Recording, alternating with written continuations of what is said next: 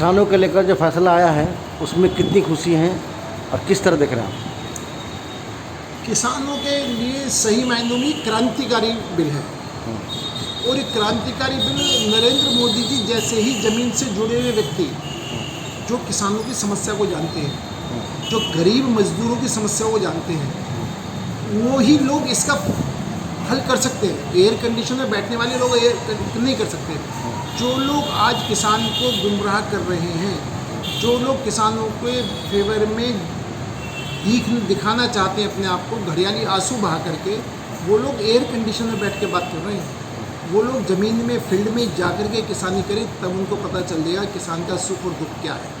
निश्चित तौर पर किसान के हित में सबसे बड़ा बिल है, सबसे बड़ा विधेयक है और किसानों के लिए बहुत बड़ा क्रांतिकारी बिल ही आएगा। किसानों का पूरी तरीके से आय बढ़ेगी और किसान पूरी तरीके से समृद्ध होगा और किसान की जीवन शैली में सुधार होगा। ये सरकार किसानों को अच्छी स्थिति में लाना चाहती है। किसान ही हमारे देश का जो है अन्नदाता है। जिस देश का अन्नदाता खुश होगा वो देश भी खुशहाल होगा और हमारा अन्नदाता खुश रहे, इसलिए सरकार ने ऐसे कदम उठाए हैं जिसमें किसानों को ही सीधा लाभ हो रहा है।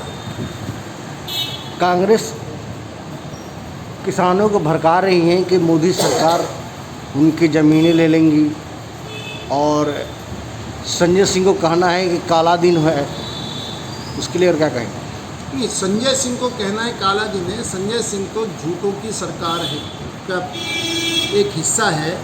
संजय सिंह तो जो गिरगिट की तरीके से रंग बदलते हैं उस सरकार का एक हिस्सा है।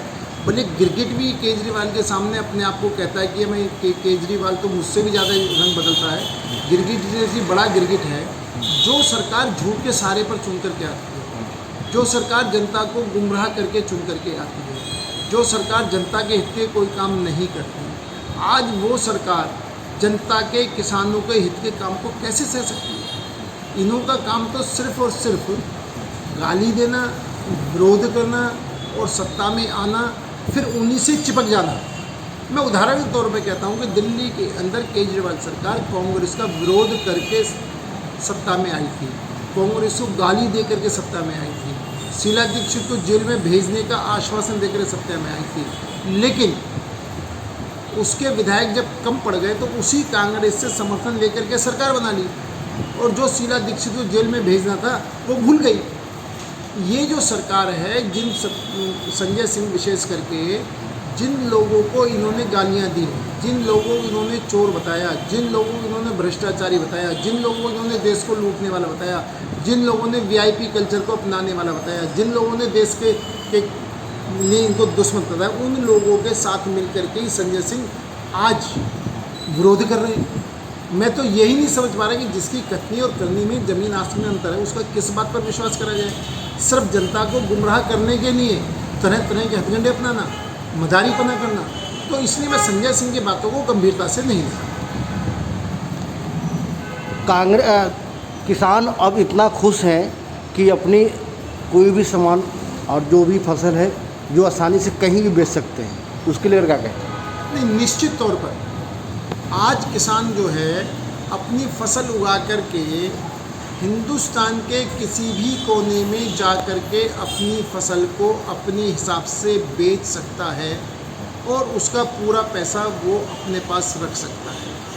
आज टैक्स फ्री करा है। किसान मंडियों के अंदर जाकर बेचे, मंडियों में बेचे और मंडियों से बाहर बेचे तो उसको कोई टैक्स नहीं देना पड़ेगा। आप एक देखें कि किसान को ये देखना है मेरा माल कहाँ पर फ़ायदेमंद बिक रहा है, वहाँ मैं बेचूँ। उस पर कोई पाबंदियाँ नहीं है। पहले पाबंदी होती थी, एक ज़िले से दूसरे ज़िले में नहीं जा सकते, एक स्टेट से दूसरे स्टेट में नहीं जा सकते, मंडी समिति में भेजोगे, मंडी समिति से बाहर नहीं बेच सकते, और वो एक माफिया टाइप के सिस्टम के अंदर गिरफ्त में किसान था। और आज किसान की जो बदहाली का कारण है वो यही है। और अगर पुराने सिस्टम ठीक थे तो आज किसान खुशहाल क्यों नहीं है? पुराने सिस्टम ठीक थे तो किसान आज खुदकुशी क्यों कर रहा है? इसका मतलब कोई ना कोई पुराने सिस्टम में खामियां तो थी ना। आज उन खामियों को दूर करने के लिए इस सरकार ने कदम उठाया है और वो कांग्रेसियों को नहीं पच रहा। कांग्रेसियों को दिखाई दे रहा है कि अगर इसका सीधा लाभ किसानों को मिलने लगा, किसान सक्षम हो जाएगा, किसान समर्थ हो जाएगा, किसान आगे बढ़ जाएगा और किसान हमारी दोगली नीतियों को समझ लेगा। उस डर से वो इसका विरोध कर रहे हैं। कांग्रेस के टाइम में किसानों को 2 रुपये की या 5 रुपये के चेक मिलते थे। मोदी सरकार जो अलाउंस की है उसमें किसान बहुत खुश हैं, उसके लिए क्या कहें? नहीं, निश्चित तौर पर मोदी सरकार ने किसानों को 6,000 रुपये महीना देने की घोषणा करी है ना। किसानों के हित के अंदर चाहे फसल बीमा का मामला हो, किसानों के हित में चाहे उनका सिंचाई क्षेत्र बढ़ाने का मामला हो, किसानों के लिए चाहे उनको नीम कोटेड यूरिया देने का मामला हो, किसानों के लिए उनके खेतों में आने वाले उपकरण को सस्ते रेट में देने का मामला हो, किसानों के हित में जितने फैसले ये सरकार कर सकती है लगातार कर रही है। और मैं ये फिर कह रहा हूँ कि कांग्रेस और विपक्षी दल इसी चीज़ से घबराए हुए हैं कि जो काम हमें करने थे हमने नहीं करे, वो काम नरेंद्र मोदी जी कर रहे हैं। नरेंद्र मोदी जी हर उस गरीब आदमी की पीड़ा को समझ करके उसके दुख को दूर करने की कोशिश कर रहे हैं। नरेंद्र मोदी जी एक ऐसे आदमी हैं जो चीन को भी आंखें दिखा करके उसको भी टेबल पर ला करके उसको झुकाने की क्षमता रखते हैं। और नरेंद्र मोदी जी ही एक ऐसे हैं कि देश के गरीब से गरीब लोगों का भी ख्याल रख सकते हैं।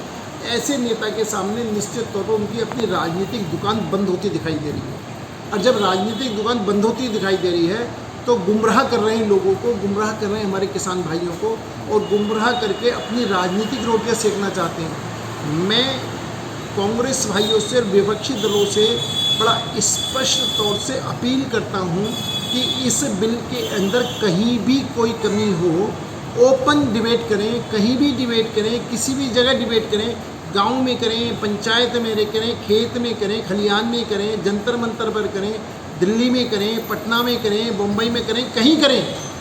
एक एक विषय पर पॉइंट करें कि हम ये बात कहने को तैयार हैं कि ये बिल पूरी तरीके से किसानों के हित में है।